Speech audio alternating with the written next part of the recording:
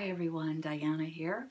A couple of you have said you had trouble hearing me, so I just hooked up a microphone and I'm working on getting one that I don't have to hold. That makes it difficult for me, but we'll get through it together. Excuse me.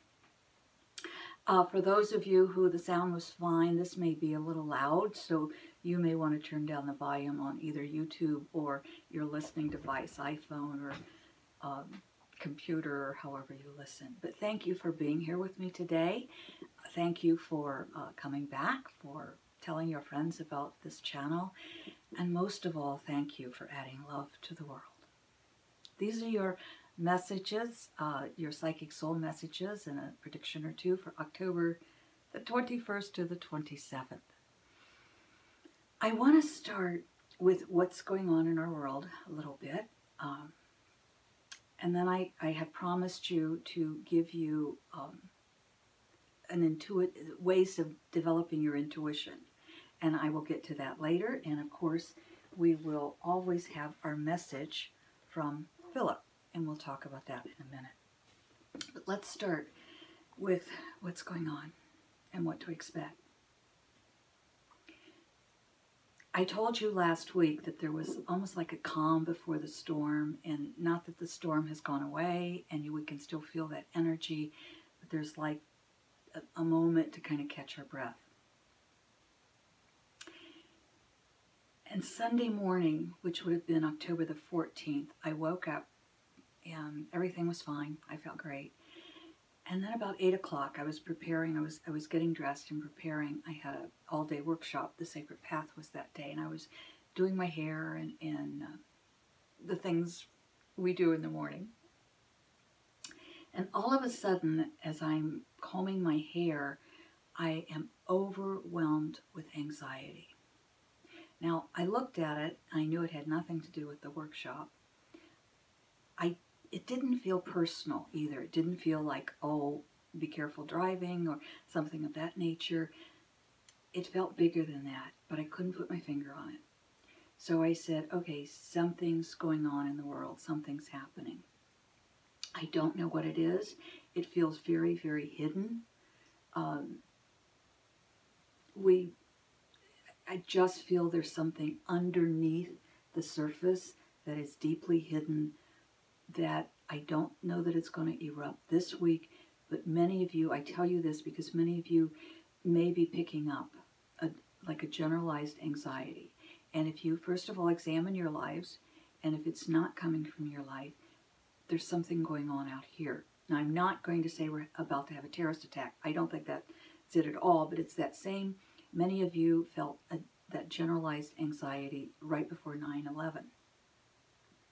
It's that kind of anxiety. So if you're feeling it, know you're not alone. Now, for me, it once I looked at it and examined it, and I said, there's nothing I can do at this moment to change what is happening or about to happen.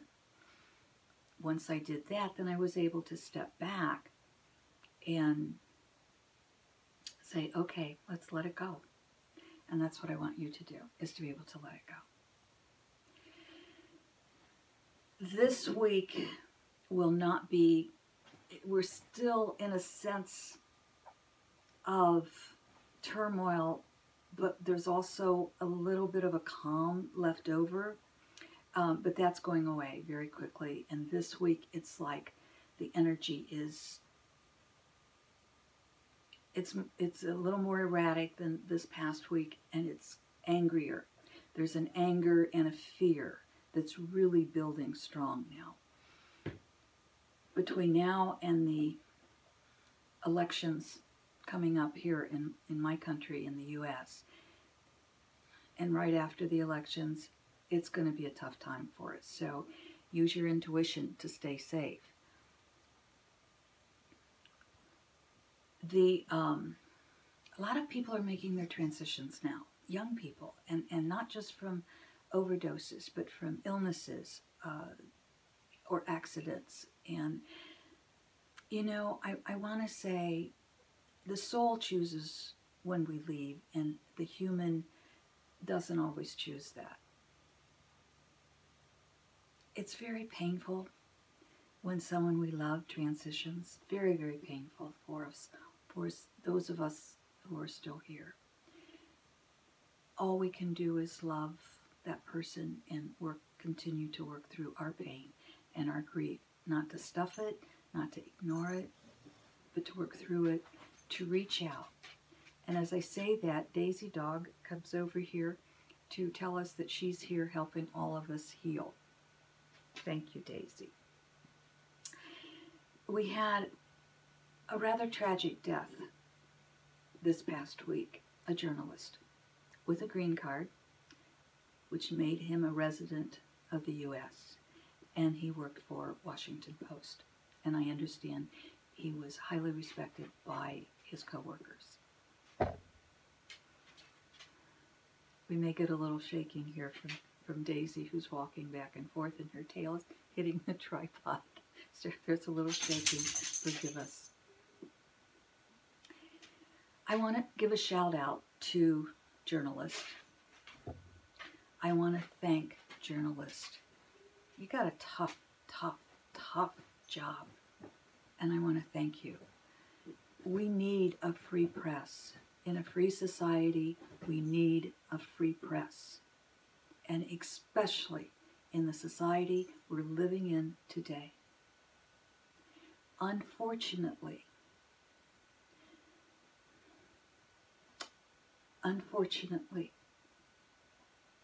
there is, coming from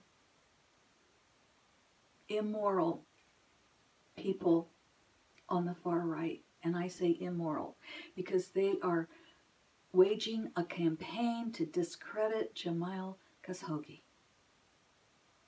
And for his friends and his family, we hold you in our hearts.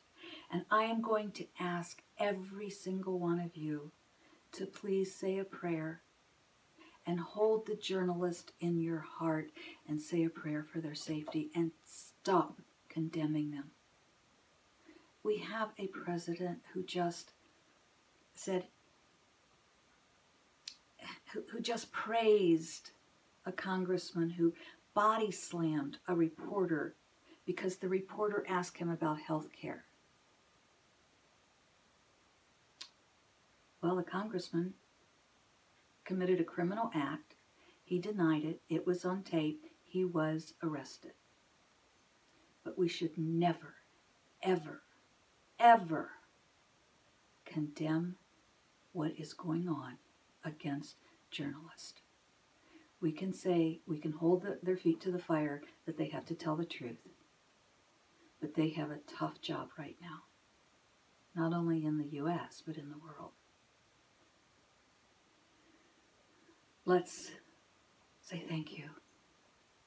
And let's also hold them in the esteem they deserve. Counter them when they don't deserve it. But let's not praise body slammers.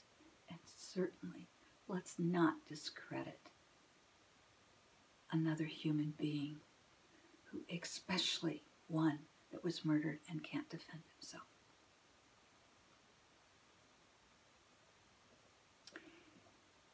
I cannot stress strongly enough how every word that you speak, every deed that we do, goes out, reverberates out for an eternity.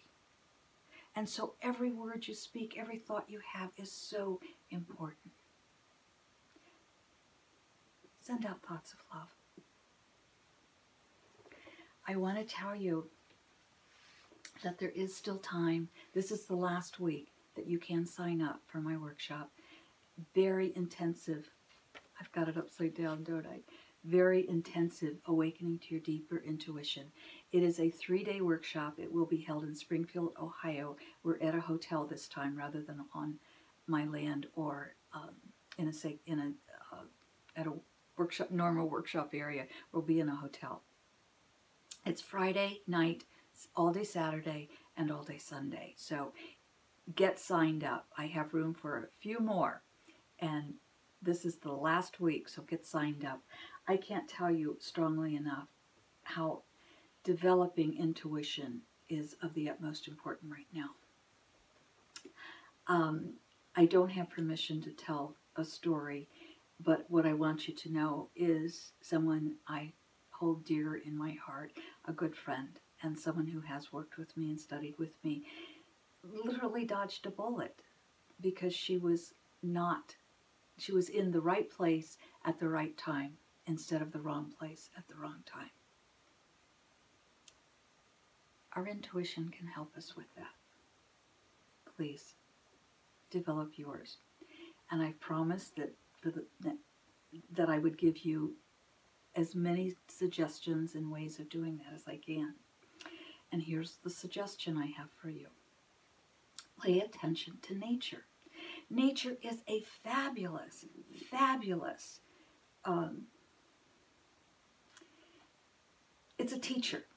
It gives us clues. Nature tells us of the divine spirit within us and within the world. Nature connects us. Nature calms us. And one of the things that happens for me, if I'm feeling a little low and I'm feeling, oh, I don't know if I'm loved. I'm so tired.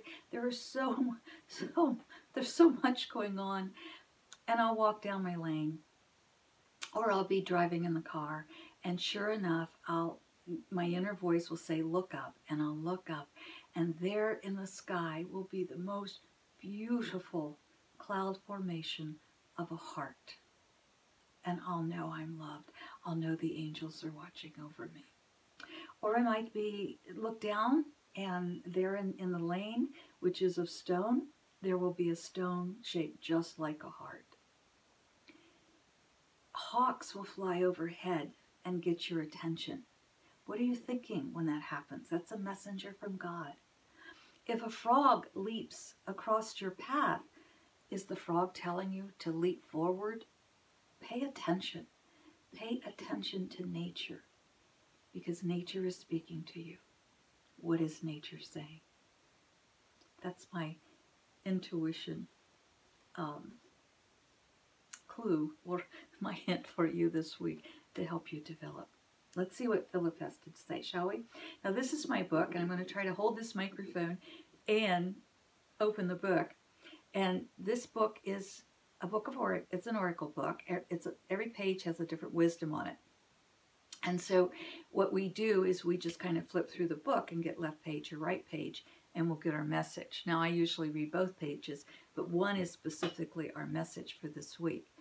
And Philip always has a message that hits right on, doesn't he?